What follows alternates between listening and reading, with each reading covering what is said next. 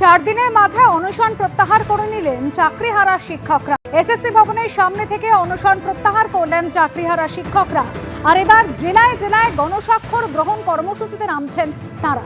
তবে আন্দোলন জারি থাকবেন, পথে নেমেই তারা আন্দোলন চালিয়ে যাবেন, এমনই জানাচ্ছেন চাকরিহারা শিক্ষকরা।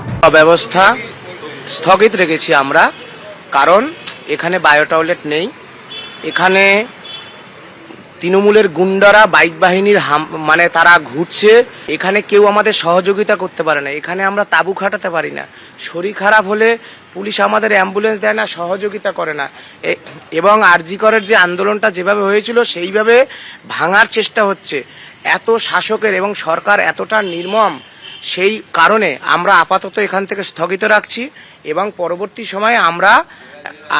পরবর্তীকালে আমরা এই আবার অনশনে বসবো, শক্তি সঞ্চয় করে আন্দোলনে বসবো এবং জেলায় জেলায় আমরা সই সংগ্রহ করব।